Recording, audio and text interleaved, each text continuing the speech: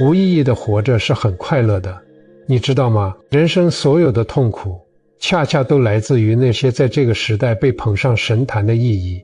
你还没有反应过来吗？你甚至没有意识到，自己此刻的疲惫，不是因为做的太少，而是因为你想的太多。你看那个在路边踩水坑的小孩，他有烦恼吗？没有。为什么？因为他的动作没有意义，只有当下。他跑的时候就是在跑，除此之外别无他求，风掠过耳边就是全部的奖赏。可是你呢？你跑的时候是在锻炼，是在燃烧卡路里，是在为了一张发在社交网络上的照片，甚至是为了抵消昨晚那顿大餐的罪恶感。这能一样吗？这完全不是一回事。孩子出去玩就是为了玩，而你是为了出片。孩子蹲在地上看蚂蚁搬家，能看一个下午，而你哪怕坐在风景最好的海边，心里想的却是这趟旅行的性价比是否回本，回去后的工作邮件怎么回，这张照片能不能证明我过得很好。你是什么时候失去这种能力的？你是什么时候开始变得如此沉重，如此小心翼翼的？就在7岁那年，那个致命的下午，那是你人生中第一次面对考试。在那之前，你本来也是那个踩水坑的孩子，直到那个红色的分数出现在卷子上，那一刻，你的人生发生了一场无声的核爆。你发现，原来存在本身是不够的，原来快乐是有条件的。你惊恐地发现，如果没有拿到那个分数，没有人会接受那个平庸的你。同学的眼神变了，老师的态度变了，连最亲爱的父母脸上的笑容也因为那个数字而凝固。从那一刻起，那个踩水坑的孩子死了，取而代之的是一个终身都在考场里瑟瑟发抖的考生。你开始了一场长达几十年的漫长表演，你无聊地找寻所谓人生意义的旅程，其实不过是一场漫长的乞讨，乞讨别人的认可，乞讨社会的盖章。你忘了你本来就可以快乐，你被植入了一个可怕的病毒程序。你认为只有这些人回到从前那种满意的状态，你才有资格获得快乐。这哪里是生活？这是一场永不落幕的服刑。我想给你讲一个故事，它就发生在我们生活的这个城市，就在那个你每天匆匆路过，却从未抬头看一眼的公园角落。在这个公园里，有一个奇怪的老人，每天下午2点，阳光最毒辣的时候，他都会准时出现。他手里没有昂贵的乐器，没有用来下棋的棋盘，只有一支半人高的大毛笔和一个装满清水的塑料桶。他是来写字的，但他不写在纸上，他写在滚烫的水泥地上。有一天，一个穿着西装、满头大汗的年轻人经过这里。年轻人刚刚搞砸了一个项目，正处在崩溃的边缘，满脑子都是 KPI、房贷和老板的责骂。他看到老人挥毫泼墨，那字写得极好，龙飞凤舞，气势磅礴。年轻人被吸引了，停下脚步看了一会儿，但他看着看着，眉头就皱了起来。因为天气太热，地面的温度太高，老人写下的字往往还没写完这一行，上一行就已经开始蒸发了。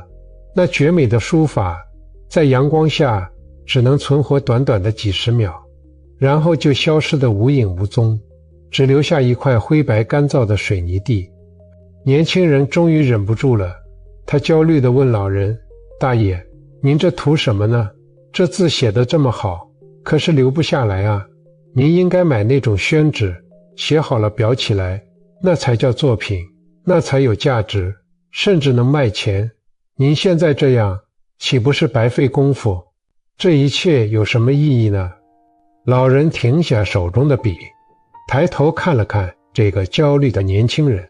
老人的眼神很清澈，像是一个早就看透了考场把戏的顽童。老人笑了，他说：小伙子，谁告诉你我要把它留下来？老人指了指那行正在快速蒸发的水迹，轻声说：水落在石头上，这就是这一笔的全部生命。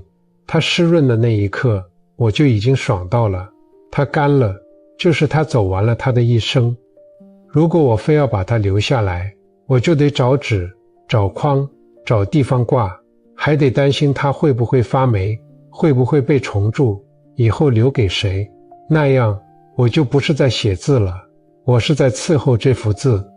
老人顿了顿，说了一句让年轻人呆立当场的话：正因为它没有意义，正因为它留不下，我才敢写得这么放肆。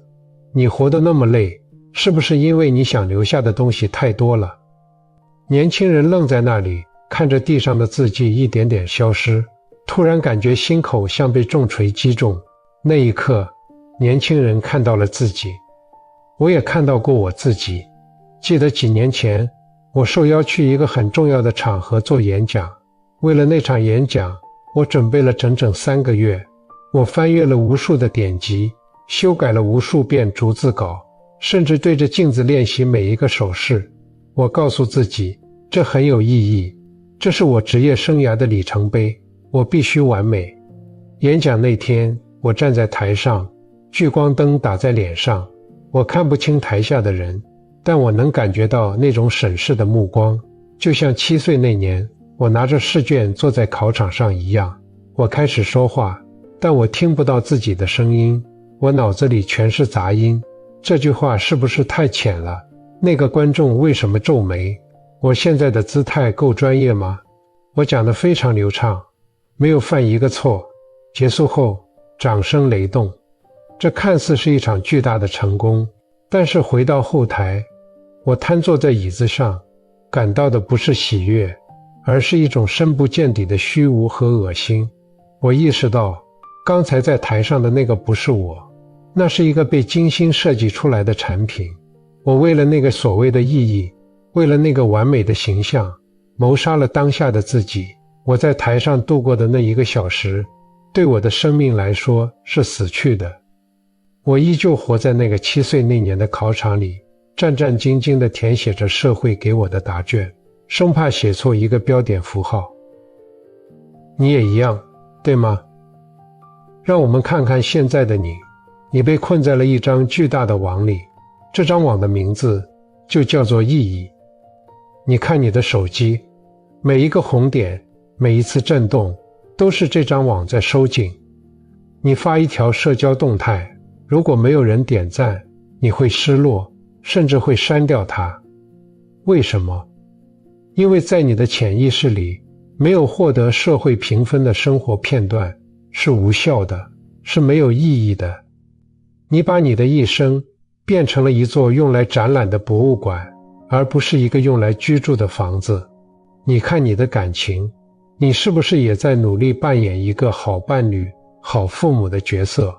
你哪怕已经累得精疲力竭，也要维持那个体面的人设。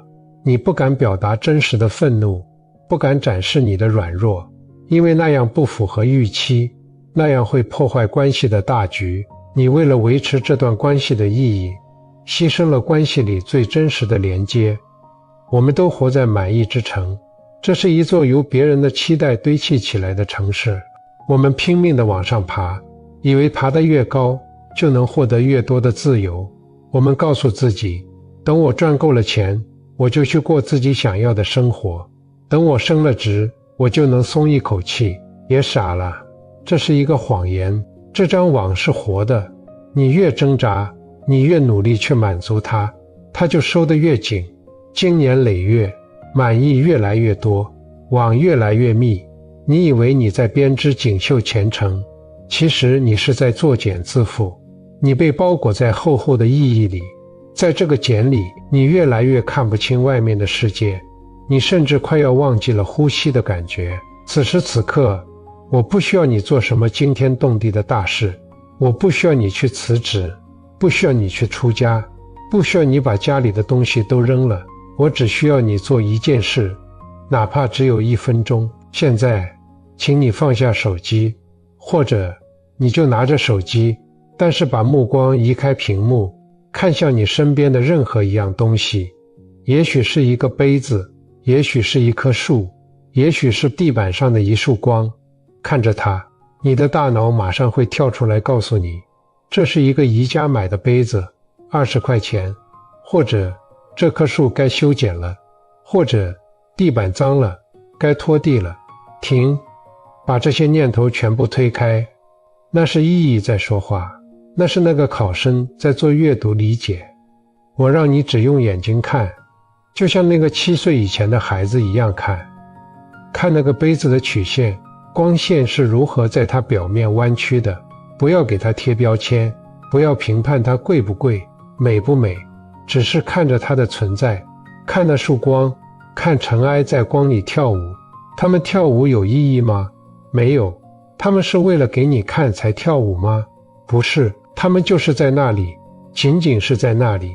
当你能看到这束光本身的瞬间，当你能感受到那个杯子冰凉触感的瞬间，你会感觉到那个网松开了一道口子，你会感觉到一种久违的、没有任何理由的轻松。这就是活着，这才是活着。无意义的活着，不是让你像行尸走肉一样混吃等死，绝对不是。无意义的活着，是把那个沉重的背包扔掉，是你跑的时候，就是为了腿部肌肉的收缩，就是为了风撞击胸膛的快感，而不是为了终点线。